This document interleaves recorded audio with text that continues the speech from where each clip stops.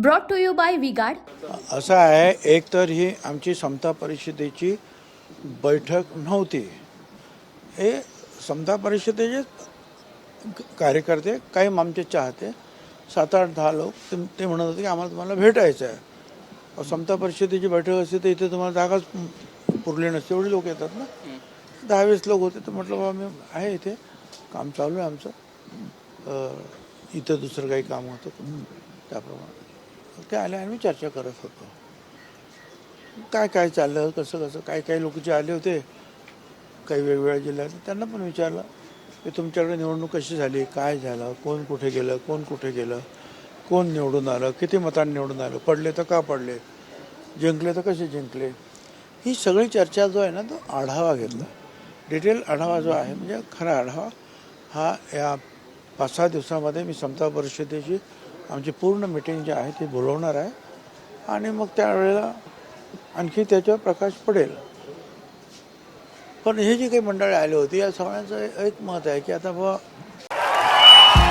भाइयों बहनों, उनके राज में पावर रहे अनस्टेबल और हम रखे सब स्मूथ और स्टेबल. हमारा नेता कैसा हो जो स्टेबल पावर दे वैसा हो. अब की बार वी गार्ड एसी स्टेबलाइजर का चमत्कार. तिकडे दिल्लीमध्ये आलेले आहेत, मोदी साहेब पुन्हा आलेले आहेत परत. तर आपण त्यांच्यापुढे पण मागणी केली पाहिजे की ही जातगणना जी आहे, आता नितीश कुमार पण त्यांनी ती केलेली आहे, त्यांचासुद्धा तसा आग्रहच आहे. तर ही जातीय जनगणना जर केली तर ह्या ओबीसीच्या बाबतीमध्ये प्रकाश पडेल, लोकसंख्या आणि त्यांची परिस्थिती काय आहे ती. त्यामुळे जे आहे आम्हाला सेंट्रलमधून मिळणारे फंड्स जे SC आणि STला मिळतात तसे फंड्स जे आहेत ते आम्हाला राज्याला सुद्धा मिळू शकतील जर ती जाती गणना जर झाली तर भारत सरकारतर्फे. उनका बैकअप सिर्फ कल तक और हमारा चांद तक. हमारा नेता कैसा हो जो नॉन स्टॉप बैकअप दे वैसा हो. अब की बार वी गार्ड इन्वर्टर बैटरी का चमत्कार. ते व्हायला पाहिजे. नुसतं आपण करून ते राज्यापुरती माहिती होईल, पण भारत सरकारकडून जे मोठे फंड्स येतात SC STना तसे ओबीसीला येत नाही.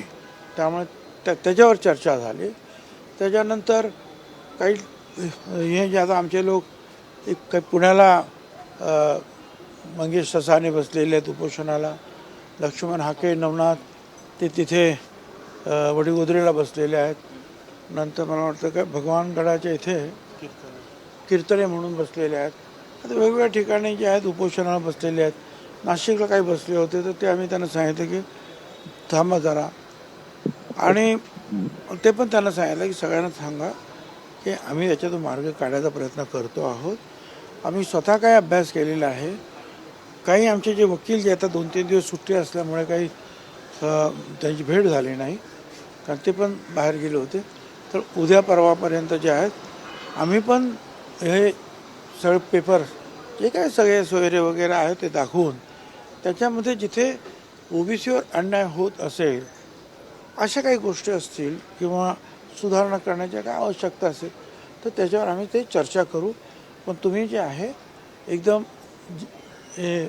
आत्मसमर्पणाचा वगैरे ज्या तिथपर्यंत जाण्याचं काही कारण नाही आहे. त्यांना समजावून सांगा की जरा थोडंसं आपण थांबायला पाहिजे, थोडीशी वाट पाहायला पाहिजे.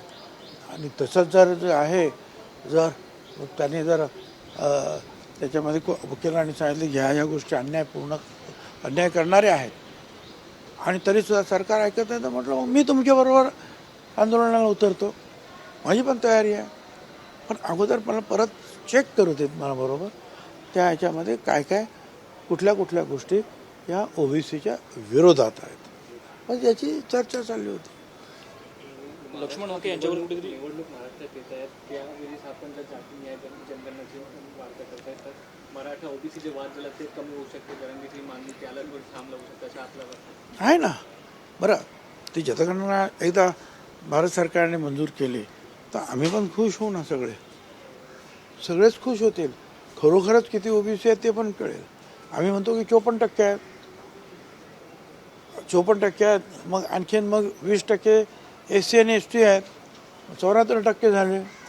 मग त्याच्यानंतर 3% ब्राह्मण आहेत, मग 77% झाले. मग आणखी जैन आहेत, अमुक आहेत, आणि मग बाकीचे काय ते आहेत.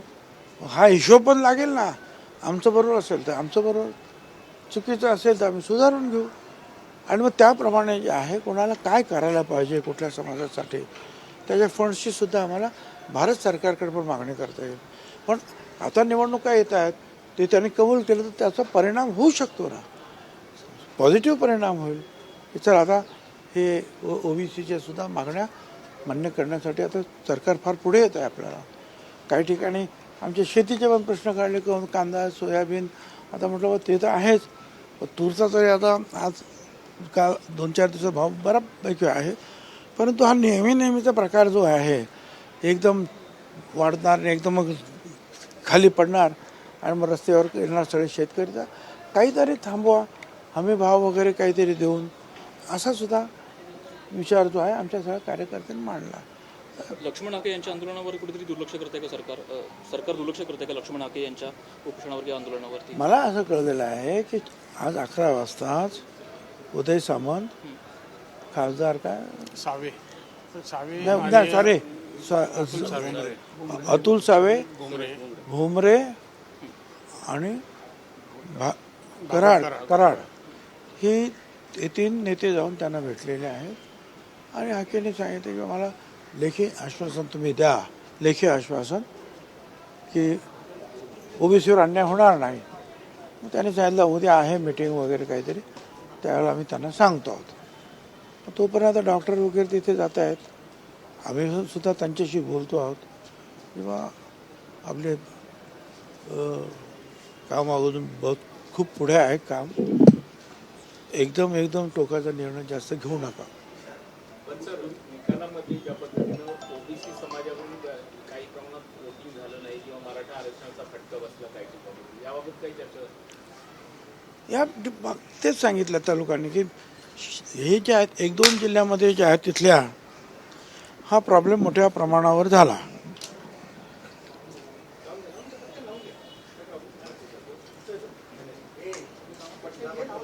एक दोन जिल्हा म्हणजे मला असं बीड असेल, बीड वगैरे जे आहे आणि आणखीन काही 1-2 जिल्ह्यामध्ये हा प्रश्न जो आहे जास्त होता. बाकी ज्या विदर्भामध्ये पण तो काही प्रश्न जास्त नव्हता. उत्तर महाराष्ट्र आणि आमच्याकडे पण तो प्रश्न जास्त काही आला नाही. बाकी कुठे मुंबईमध्ये तर काही प्रश्नच येत नाही. ते 1-2 ठिकाणी जे आहे तो विशेष त्या भागामध्ये जे आहे लोकसभा निवडणुकीच्या वेळेला हा प्रश्न आला आणि आता अजूनही काही ठिकाणी तिथे आंदोलनं सुरू आहेत दोन्ही बाजूंनी. सरकारच्या संरक्षणाखाली महाराष्ट्रामध्ये बोगस कुणबी नोंदी झाल्या असा आरोप लक्ष्मण हाकेंनी केलेला आहे. तुम्ही आरोपाकडे कसं पाहता?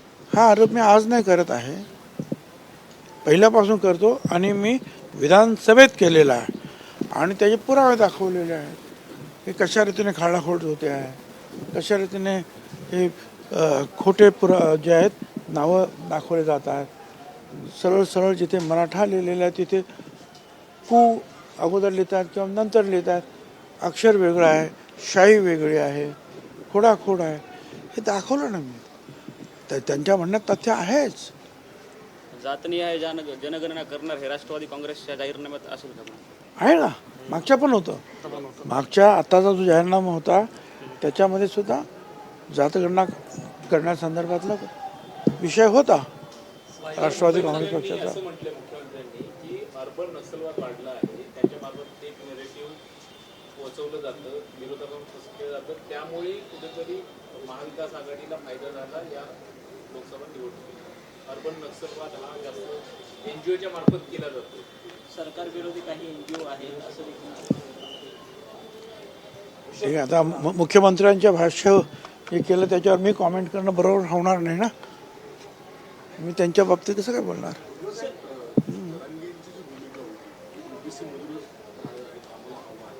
या संदर्भात आता तुमचं स्टँड परत काय आहे? आणि तुझा अनेक ओबीसी नेते इतर ओबीसी नेते थेट भाष्य करतायत कोणत्याही परिस्थितीत केलं जाऊ नये. 100%. अहो, त्याच्यासाठी तर परत मी पहिल्यापासून विरोध करतोय. हे आमच्या मोठ्या मोठ्या लाखो लोकांच्या रॅलीज झाल्या, त्या कशासाठी झाल्या? त्याच्यामधली आमची भाषणं काय होती? आणि मराठा समाजाला ओबीसीत आरक्षण देता येणार नाही हे आम्ही बोलत नाही. याच्यापूर्वीचे 4 आयोग जे होते, जे हायकोर्ट जस्टिसच्या अध्यक्षतेखाली, त्यांनी नाही सांगितलं. सुप्रीम कोर्टाने नाही सांगितलं. आता हे परत तेच म्हणतात की आम्हाला ओबीसी म्हणून आरक्षण द्या.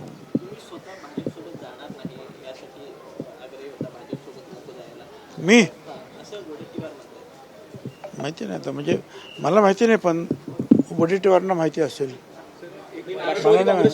मला माहिती नाही, पण वडेट्टीवारांना माहिती असेल. वायव्य मुंबईचा जो निकाल आहे त्याच्यावरून मागच्या वायव्य मुंबईचा जो लोकसभेचा निकाल लागला उत्तर पश्चिम, त्यावरून प्रचंड प्रमाणामध्ये चर्चा सुरू होती, वेगवेगळे आरोप झाले. आता ठाकरेगड कोर्टात जाणार आहे. त्यांचं असं म्हणणं आहे की 19व्या मतमोजणीच्या फेरीनंतर खऱ्या अर्थानं काहीतरी गडबड प्रशासनाच्या वतीने, निवडणूक आयोगाच्या वतीने करण्यात आली. नाही, वर्तमानपत्रामध्ये फार उलटसुलट गोष्टी तिथे आलेल्या आहेत. हे खरं आहे की अगोदर कीर्तिकर पुढे आहेत, कीर्तिकर ना, अमोल कीर्तिकर तिथलीच ना, पुढे आहे आणि नंतर अचानक वायकर पुढे गेले. मला वाटतं की पोस्टल वोट्स वगैरे काहीतरी असतील. आणि मग त्या बाबतीमध्ये जे आहेत आरोप प्रत्यारोप सुरू आहेत. त्या बाबतीत पोलीस तक्रार पण नोंदवण्यात आली असं मी वर्तमानपत्रात वाचलेलं आहे. आणि इतर आता जे इंटरनॅशनल बिझनेसमॅन ते पण त्याच्यावर भाष्य करायला लागलेले आहेत. ते असं आहे, खरं खोटं काय आहे ते समोर येईल. चौकशी होईल. नाराजी दूर झाली आहे का? की तुमची नाराजी पक्षात आहे का? की राज्यसभेची निवडणूक झाली त्याच्यानंतर ही चर्चा सुरू झाली की भुजबळ साहेब नाराज आहेत, वेगवेगळ्या घरातच सगळं पदभार दिली जात असल्याची कार्यकर्त्यांमध्ये चर्चा सुरू झाली. तुम्ही रोज भेटता, मी कधी म्हणालो का तुम्हाला मी नाराज आहे म्हणून? कधी कधी एखादा दिवस जातो मध्ये, नाही तर तुम्ही भेटतातच.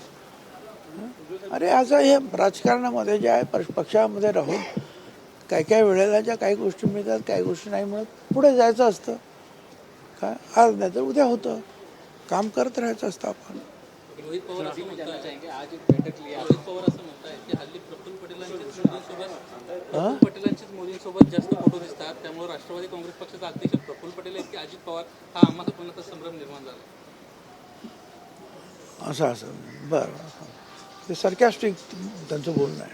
आज की बैठक पे हिंदी में जाना चाहेंगे. महाराष्ट्र में लोकसभा चुनाव में 2 जातियों के बीच में बहुत संघर्ष देखा गया. आप कास्ट बेस्ड सेंसस की मांग अभी कर रहे हैं केंद्र सरकार. जी हाँ, मैं जो है हमारे जो यहाँ जो है बैठक हुई, इसमें चंद लोगों को जो है समता परिषद के बुलाया गया है, कार्यकारिणी के कुछ लोग.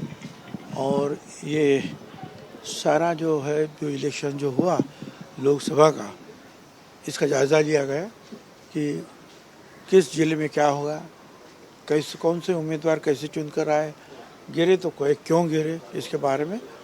तो उस समय जो है कुछ बातें सामने आई. तो उन्होंने कहा कि भाई अब हमेशा के लिए मोदी साहब को मिलकर जो है आप लोगों ने ये प्याज के बारे में या और दूसरी ये MSP वगैरह लगा के कुछ ना कुछ रास्ता निकालना चाहिए. क्योंकि पता नहीं कभी ये सवाल ऊपर उठता है इलेक्शन के समय पर, और कितना ही काम करें लोग तो उल्टा ही जो है परिणाम होता है. साथ ही उन्होंने ये भी हमारे लोग जो कह रहे हैं कि भाई अब जाति गणना होनी आवश्यक है. नीतीश कुमार ने भी जो अपने राज्य में की, वैसे अगर करते हैं तो भारत सरकार के फंड्स OBC के लिए जो है ज़्यादा प्राप्त हो गए. तो उसके लिए भी आपको चाहिए कि आप उनसे अपनी पार्टी द्वारा उनके साथ बात करें. लोकसभा चुनाव के रिजल्ट के बाद खासकर महाराष्ट्र में आज भी देखा जा रहा है कि बीजेपी ये कहती है कि मुस्लिम वोटों पर MB जीती है. टी राजा जैसे नेता हैदराबाद से मुंबई महाराष्ट्र पड़गा में आते हैं, वो कहते हैं कि मलंगगढ़ का कब्जा लेना चाहिए. तो आपको लगता है आने वाले चुनाव में इस तरह की अगर राजनीति हुई तो राष्ट्रवादी को इसका कहीं ना कहीं विधानसभा में वो लग सकता है, क्योंकि सेकुलर पार्टी महायुति में राष्ट्रवादी. क्या मुझे नहीं समझा? अरे कौन किसका ताबा विबा नहीं लेता है भाई, ऐसा कैसा कोई ताबा लेता है. और देखो इलेक्शन जो है लड़ने का अधिकार तो सबको है. बातें जो है अगर गलत सलत बातें कुछ करते हैं तो पुलिस जो है उसके बारे में विचार करेगी. और सबसे जो है बड़ी पुलिस जो इर्द गिर्द देखती है वो तो ये सारी जनता है, और कोर्ट भी वही ये जनता है। तो वो जो है जो निर्णय लेगी उसके बारे में क्यों डरते हो आप? एक वर्षापूर्वी चंद्रकांत पाटलांना मुलींना उच्च शिक्षण मोफत करू अशा पद्धतीने नहीं? मुलींना उच्च शिक्षण मोफत करू अशा पद्धतीची चंद्रकांत पाटलांना वर्षभरापूर्वी घोषणा केली होती. अजूनही ते झालेलं नाहीये. आपण विनंती करणार आहात त्यावर? नाही, तुम्ही म्हणता ते बरोबर आहे. आता पाहू आपण ज्यावेळेला मीटिंग होईल त्यावेळेला पुढच्या काही बजेटमध्ये त्याबद्दल काही घोषणा करतायत का? राष्ट्रवादी काँग्रेस शरद पवार गटामध्ये रोहित पवार आणि जयंत पाटील यांच्यामध्ये वाद आहे, अंतर्गत वाद आहे, अशा प्रकारे चर्चा त्यांच्याच कार्यकर्त्यांमध्ये सोशल मीडियावर होत आहे. कसं पाहता यावरती? काय नाही, एकदा पवार साहेब दोघांना बोलवून घेतील, शांत होऊन जाईल. Brought to you by V-Guard.